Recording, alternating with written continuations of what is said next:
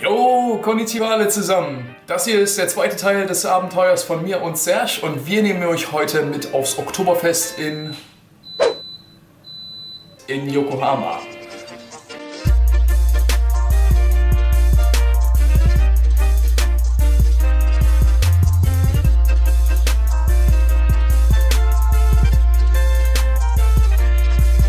Ja, man muss dazu sagen, dass sowohl Serge als auch ich noch nie auf einem Oktoberfest gewesen sind. Deswegen ist es auch ziemlich interessant, dass das Oktoberfest gerade in Japan unsere erste Erfahrung sein wird. Ich meine, ich bin schon mal als kleines Kind auf das Oktoberfest in München gegangen, aber naja, was will man mit 7 Jahren da schon erwarten, ne?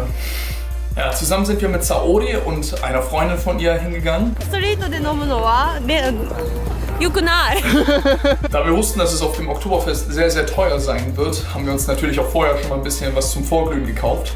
Und dann habe ich dann so ein kleines Tetrapack mit Sake gefunden.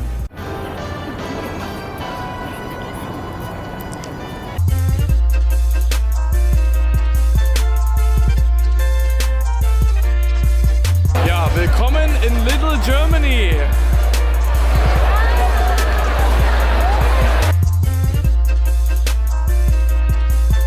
Das erste, was wir gemacht haben, ist erstmal ein schönes kaltes Bier aus der guten alten Heimat gegönnt. Letztendlich gab es da auch keine größeren Attraktionen, wie ich es noch vom Münchner Oktoberfest in Erinnerung habe. Also keine Achterbahn oder sowas. Hauptsächlich Bänke und Stühle, damit sich die Leute dort schön unterhalten konnten. Ja, die Bierpreise waren ungefähr genau die gleichen wie auf dem Oktoberfest in München, aber so groß. Es gab dann noch solche Special-Gläser, die hatten eine ziemlich perverse Form. Und er setzt an. Er setzt höher an. Oh, wie trinkt der das denn? Das sieht ja krass aus.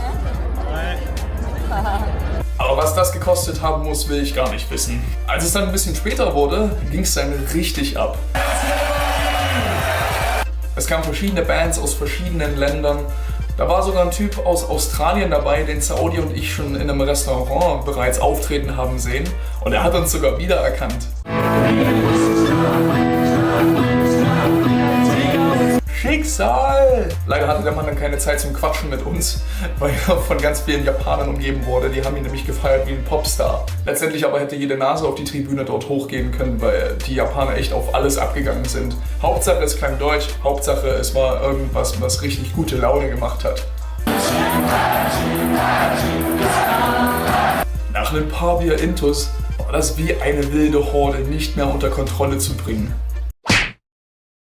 Selbst wenn es japanisches Essen gibt, müssen wir es irgendwie verdeutschen und deswegen wird einfach mal ein Stück Brezel reingehauen. Genau, konnichiwa, bitches. Konnichiwa, bitches.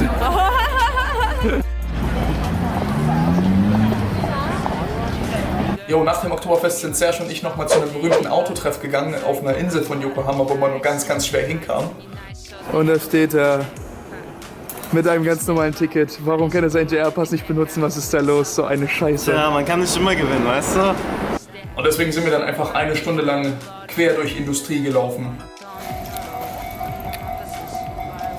Es gab nicht besonders viel zu sehen, allerdings war der Flair sehr, sehr inspirierend für mich. Boah,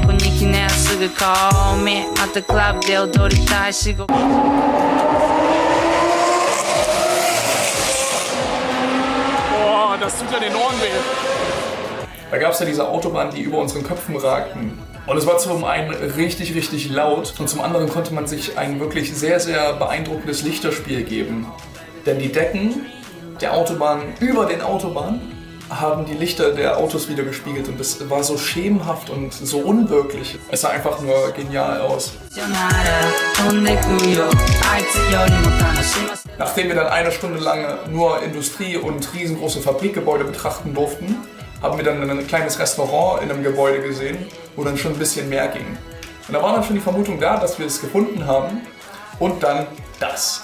So, jetzt haben wir es ja geschafft und werden von einem Zaum aufgehalten. Was soll das? Wir versuchten irgendwie reinzukommen, aber es gab halt echt keinen anderen Weg, außer mit einem eigenen Auto dort reinzufahren.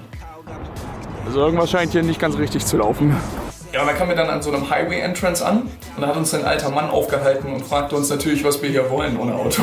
Und als wir ihm erklärten, wir wollten zu diesem Autotreff, er meinte, ja, kommt erst mal rein. Wenn ihr unbedingt dorthin wollt, dann rufe ich jemanden an, der euch dorthin eskortiert. natürlich erstmal richtig, richtig happy über die Courage des Mannes. Ja, und als wir dann das Auto anfahren sehen haben, war die Situation dann schon ein bisschen komisch. Ich dachte, ich hätte ihn verstanden. Auf einmal wurde mir alles klar, dass der Mann mit Escort Polizei meinte, die uns vom Highway die 100 Meter wieder zurückführt. Ich muss ganz ehrlich sagen, das ist voll schade, weil das war so ein kleiner Lebenstraum von Serge, mal dorthin zu gehen, weil es halt echt wirklich sehr, sehr berühmt ist. Und zum Schluss wurden wir noch von einem Mönch nach Hause eskortiert. Es hat auf jeden Fall richtig Spaß gemacht. Am Tag vor Serhans Abreise sind wir nochmal ins Hauptquartier von Asahi gegangen, dem wohl bekanntesten Bier Japans. Denn Serhan wollte unbedingt Asahi Weizenbier trinken. Und wir haben eine unglaublich schwere Reise auf uns genommen. Ich bin ein Reiseleiter. Haben Sie Lust auf Fahrt mit Rickshaw? So viele Fallen, die uns gestellt wurden, so viele Hindernisse, die wir überwinden mussten.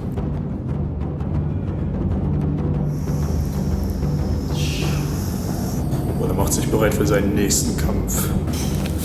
Und das Tor verrät auf jeden Fall auch mehr. Was wird uns erwarten? Es ist ein Parkplatz. Wow, das war langweilig. Doch wir haben es geschafft. Wir sind am höchsten Stock angekommen und haben einen wundervollen Ausblick zum Asahi Weizenbier gehabt. Was auch recht teuer war. So richtig verrückte Fotografen am Start, die einfach mal eine Stunde lang filmen und dann ihr Bier noch schön schal wird. Ja, und das war's soweit mit den Abenteuern von mir und Serge. Wenn euch das Video gefallen hat, dann gebt mir auf jeden Fall wieder einen Daumen nach oben und schreibt in die Kommentare Sachen, die ihr gerne noch in meinem Live-Blog mit dabei haben möchtet. Ja, und wenn ihr mir weiterhin folgen wollt, dann lasst mir auf jeden Fall noch ein Abo da. An dieser Stelle nochmal großes Dankeschön an Serge. Es war eine wunderschöne Zeit mit dir. Und ich danke dir von großem Herzen, dass du die weite Reise auf dich genommen hast, um mir die Ehre zu erweisen.